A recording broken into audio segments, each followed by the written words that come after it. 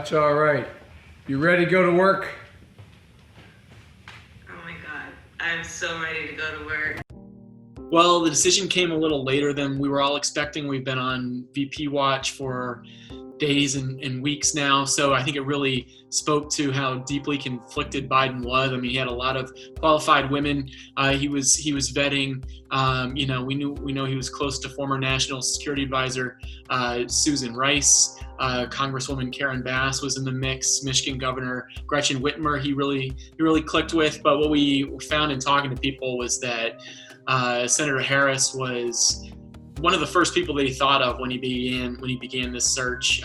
He thought that she had sort of the tough mettle to go up against President Trump from her time as a prosecutor, and there was also sort of an emotional aspect to it where Joe Biden's son, Beau Biden, who passed away from brain cancer in 2015, I think he was 45 years old, had actually introduced his father to Senator Harris when they were both attorneys general. He was attorney general in Delaware. She was attorney general in California.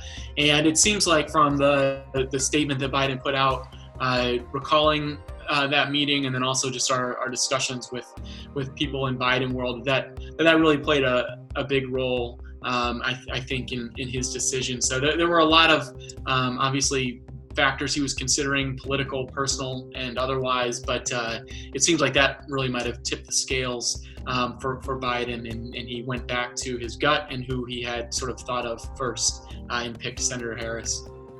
Kamala Harris, for a while, we were hearing from sources that she was always the front runner, and she was viewed as someone who was a very safe pick. You know, she has quite a bit of experience serving as a prosecutor, attorney general, and then freshman senator from California. She's also a historic pick, being the first woman being the first Black woman on a major party's presidential ticket in the U.S., in addition to being the first woman of South Asian descent on that ticket. So that is major and groundbreaking. This decision is also notable because we know that in the beginning of the 2020 campaign, Biden and Harris definitely tangled a bit on the debate stage. You know, Harris going after Biden for his support of two senators and who had expressed maybe racist ideas in the past, and his stance on desegregated busing. You know, those are pretty serious attacks that she brought up against him during the primary, and it really hurt him at the time, and it helped her at the time. So the Trump campaign has been focusing on that, as well as just sort of casting her as a far left extremist, pointing to positions she took on Medicare for all during the primary, her embrace of the Green New Deal, those sorts of things to cast her as a left-wing extremist. But I think we'll probably be hearing a lot about her attacks on Joe Biden during the primary from the Trump campaign, because they say she was basically making their case for them. I was more surprised than anything else because she did so poorly. Many people did much better than her in the primaries. She did very poorly in the primaries. So my message to the Democrat candidate for vice president: congratulations. I'll see you in Salt Lake City.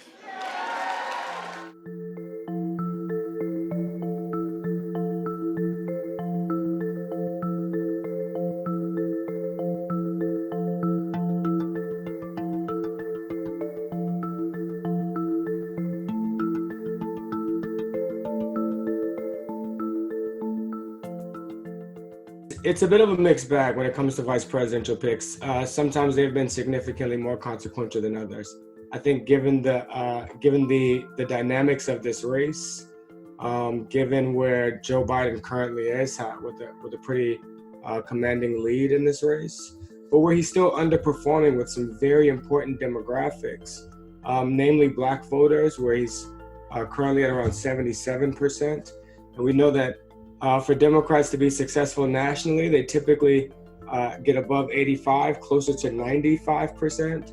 So Joe Biden is trailing there with Black voters.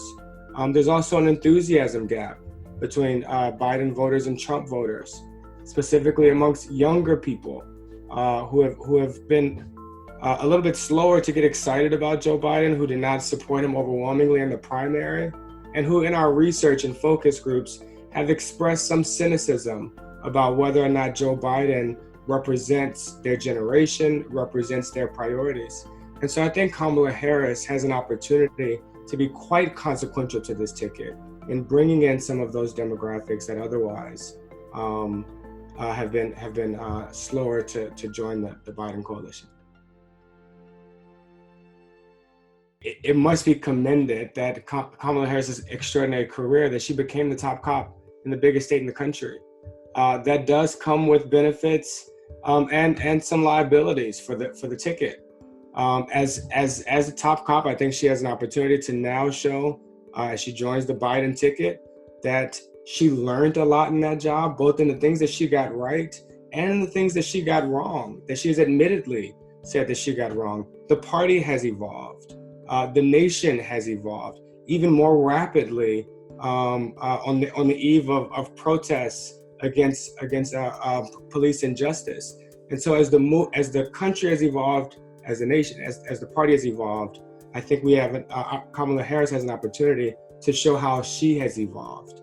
And I think that, for Black voters in particular, representation really matters. And while it is important to see what Kamala Harris does in the role of candidate and hopefully in the role of vice president, who Kamala Harris is so important to race relations in this country. What she represents, the story of diversity, and coming from an immigrant family, I think it will go a long way at showing this very diverse coalition of Democratic voters that they are represented in this party. So at the convention, Senator Harris is slated to speak the same day as Hillary Clinton and former President Obama, then Vice President Joe Biden will speak, and it will be virtual. And we know that the Democrats have very much, touted this virtual convention, touting their adherence to public health guidelines and their, want and desire to slow the spread of this pandemic and the coronavirus. So that will definitely be notable. So it won't be the large crowd of balloons dropping from the air and people cheering.